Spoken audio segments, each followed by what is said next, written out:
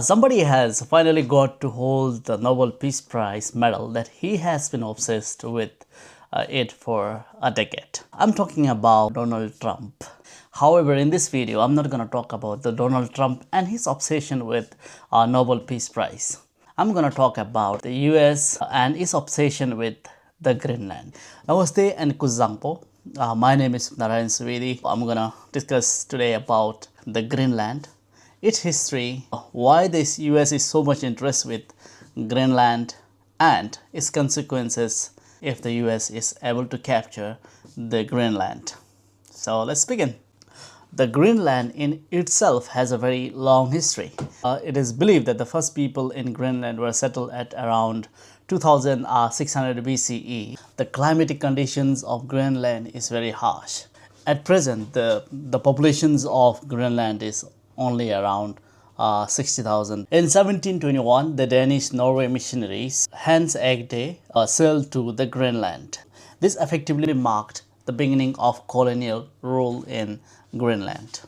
And in 1814, when the Norwegian kingdom and the Denmark kingdom separated, Denmark negotiated to keep the Greenland as their territory.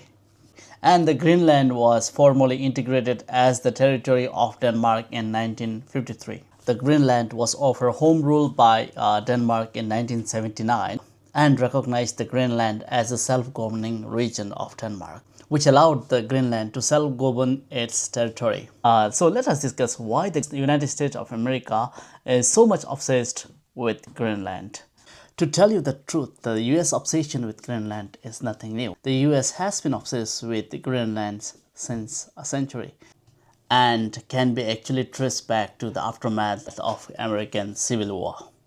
In 1867, the Secretary of State William Seward, after buying Alaska, commissioned a report to buy Iceland and the Greenland for their resources and to pressure Canada. And in 1910, the American ambassador Maurice Francis again suggested trading Philippine island of Mindanao to Denmark in exchange for the Greenland. In 1941, with the Denmark occupied by Nazi, US signed the Kaufman Treaty to make Greenland a US protectorate to prevent the Germany from using it as a base.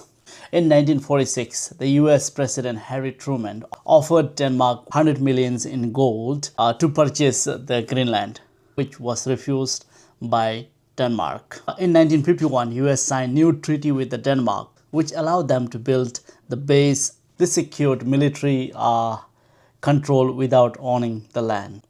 And for 60 years, the situation remained calm without much discussion. But the case was again raised by Donald Trump in 2019. In 2019, Donald Trump publicly expressed his interest to buy Greenland, calling it a large real estate deal.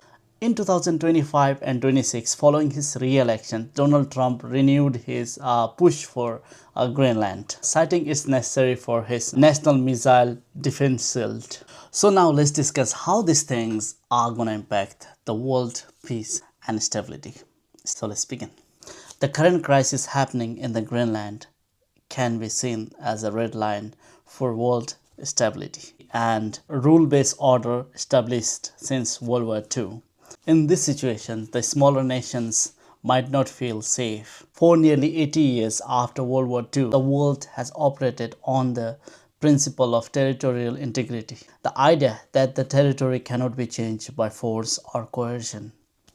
If the major superpower like US successfully annexes the territory from the small ally like Denmark, it will be sending the signal to the rest of the world that the international rules are optional, and this will embolden other major countries to seize the territory that they claim as necessary for national security.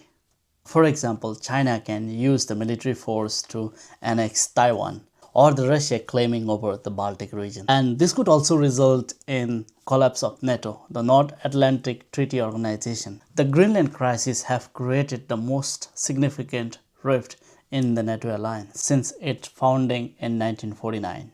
The Danish Prime Minister has warned that any forceful takeover would mean the end of NATO. The takeover of Greenland by NATO and establishment of Golden Dome can also result in militarization of the Arctic. So now let us discuss why is USA so much interest in Greenland. While the US has always shown interest in Greenland, three major factors has turned it from the suggestion to the crisis in 2025 to 26. So let's discuss one by one. So the first one is the missile defense. US government has prioritized Greenland as a primary site for Golden Dome. Sophisticated radar and interceptor network designed to protect North America from hypersonic missile. The second one is the resource independence. Greenland has a massive deposit of lithium and other rare earth minerals that are now seen as national security requirement to break the reliance on the foreign supply chain. The third one is Arctic sovereignty. With China and Russia increasing their presence in the north, the US views that owning the territory as only the permanent way to ensure the permanent exclusion of rival powers from the American Arctic sector.